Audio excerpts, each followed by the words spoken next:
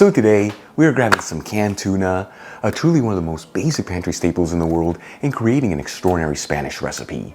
We're talking Spanish tuna croquettes. These are known in Spain as croquetas de atún, and let me tell you, they have a beautiful light crispy texture on the outside, with a delicious melt-in-your-mouth interior. They're made with the humblest ingredients and effortless to put together. Folks, this is another one of those recipes where there's no tricky techniques or special equipment needed, just honest home cooking that packs a ton of goodness. This video is sponsored by Tienda.com.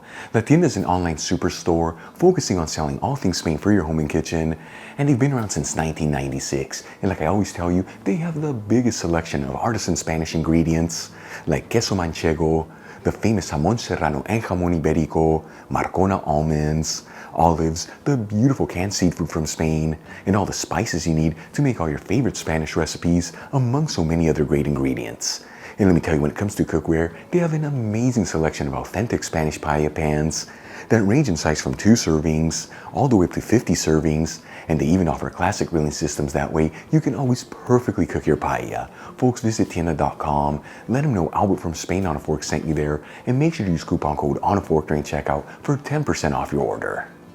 Let's begin by draining 2 cans of tuna in olive oil into a fine sieve with a bowl underneath. The size of each can is 4 ounces, which is about 110 grams. And we'll gently flake the tuna to remove any of the excess olive oil. You'll find a link where you can get the Spanish tuna I'm using for this recipe in the description box below. Then we'll grab a large fry pan, heat it with a medium heat, and we'll add in 3 tablespoons of olive oil from the drained cans of tuna, which is about 45 milliliters. If you're using tuna and water for this recipe, you can just use regular olive oil. After a couple minutes, I'm going to add in 1 small onion that I finely chopped and 3 cloves of garlic that I roughly chopped. And we'll mix the garlic and onion around, that way it's all coated in the olive oil, and as always, make sure to mix this continuously, that way everything evenly sautés. After about 3 to 4 minutes, and the onion is nice and translucent, I'm going to add in the drained tuna, 2 tablespoons of chopped fresh parsley, which is about 8 grams. You can substitute this for 1/3 the amount of dried parsley. And we'll season with sea salt and freshly cracked black pepper. And we'll give it a quick mix until everything's well mixed together.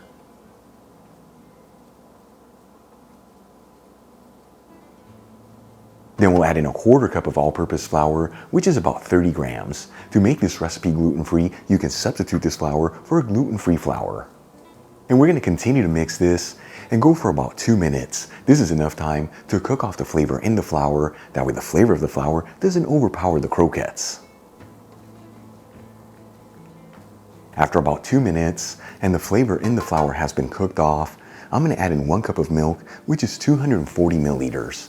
For this recipe, I'm using low-fat milk, but you can use whatever type of milk you like. The most important thing, make sure you slowly add in the milk in there while you mix everything continuously. By using this method, instead of adding the milk all in there at once, it makes it so much easier for the milk to incorporate into the mixture. Once all the milk has been added, we're going to continue to mix this just for a couple minutes or until we end up with a thick paste-like texture. Once we end up with a thick paste-like texture, this mixture is ready to go. And if you see that your mixture is a little too wet, just add in some breadcrumbs in there. You don't want to add any more flour in there, otherwise the flavors of the flour are going to overpower the mixture. At this point, I'm going to remove the pan from the heat and add the mixture into a bowl and cover it with some saran wrap, that way it can cool off. In the meantime, I'm going to grab 2 eggs and crack them into a bowl. Then we'll season them with sea salt and freshly cracked black pepper, and we'll whisk them together until they're well mixed. And we'll also add in 1 cup of plain breadcrumbs into a separate bowl, which is about 120 grams. Once the mixture is cool enough to handle, let's start making our croquettes. I'm going to grab a spoonful of the mixture and shape it into a traditional croquette design, which is very similar to a small egg. And once again, if your mixture's too wet where you can't form the croquettes, you can add in some breadcrumbs in there, or even add the mixture into the freezer and let it sit in there for a couple hours.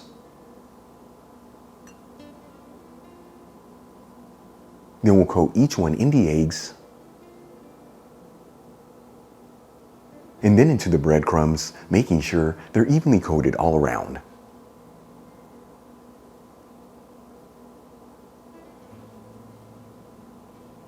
For the final step, let's start cooking our croquettes. I'm going to heat a large fry pan with a medium heat and add in 1 cup of sunflower oil, which is 240 milliliters. You can use other types of neutral oils here, such as canola oil, grapeseed oil, or even safflower oil. Once the oil is nice and hot, but it's not smoking, it's been heating between 5 to 6 minutes, I'm going to start adding the croquettes into the pan, making sure they're all in a single layer. And we're going to go for about 1 minute per side here, or until the croquettes are golden fried all around. And once again, remember to be on a medium heat and nothing higher, otherwise the croquettes are going to brown too quickly.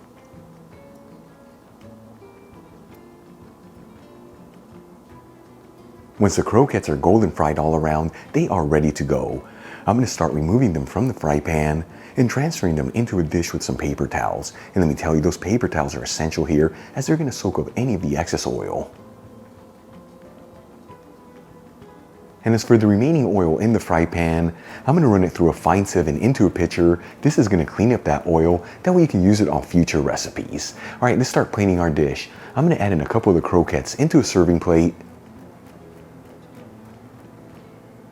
and we'll garnish with some fresh parsley. Check it out, Croquetas de Atun, beautiful Spanish tuna croquettes, truly one of the most underrated tapas dishes in all of Spain. Easy to make, beautiful flavors, and all done using the humblest ingredients. Let's give one of them a try and see how they turned out. Once again folks, Croquetas de Atun, this I am so excited to try. Here we go.